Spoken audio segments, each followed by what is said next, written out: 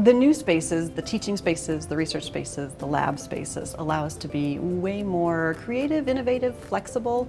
Some things we've done for a long time but have been space restricted, we get to do now, and it's really, really exciting and fun to see that happen.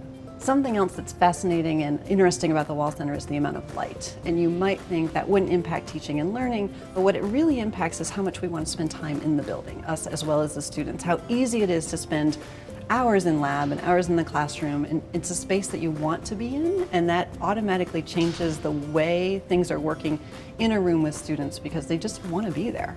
No one by him or herself can solve a particular problem. We go through life as part of teams. So one of the first things we need to do with our students is learn how to be part of a team. So one of the things that we do here in the Wall Center is we bring people together, whether if it's purposefully in a particular class or by happenstance when people are studying or working in groups and they hear what other people are doing. The design of the space allows us to interact more freely.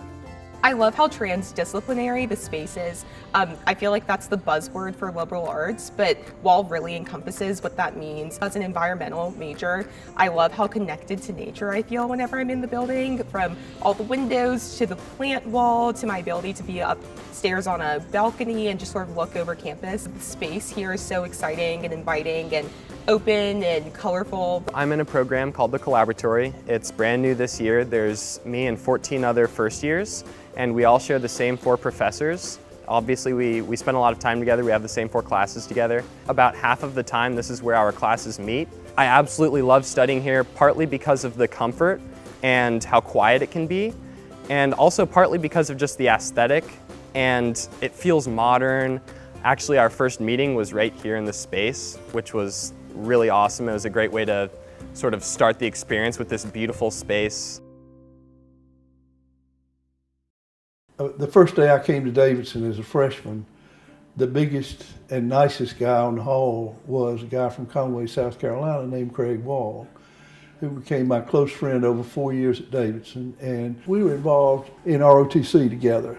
And one of the least favorite experiences of my life, though a real growth experience, was going to Fort Bragg for 6 weeks in the summer. And among the people who were there, I think there was nobody that was more miserable than me and Craig Wall. He was a leader there, he was a leader on this campus, and of course it just translated into leadership in life. My college friend, who I thought of as just kind of the epitome of everything that represented Davidson as a college student, all of a sudden here was a person who did that for the state of South Carolina and for the whole South and for the whole country. He was the chair of the board for about a decade when I was president. In my mind's eye, there's no other person who does any better at personifying what Davidson is all about.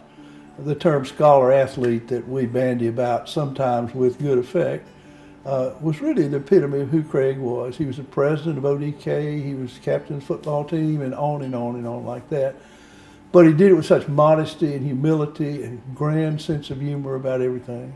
And here comes this opportunity at Davidson to have a transformational facility, and also the privilege of having the Duke Endowment, who cared so much about Craig through his leadership there, and the Wall family, to make this building a reality. So with the gifts of those two and many other folks who care about the place, here we are.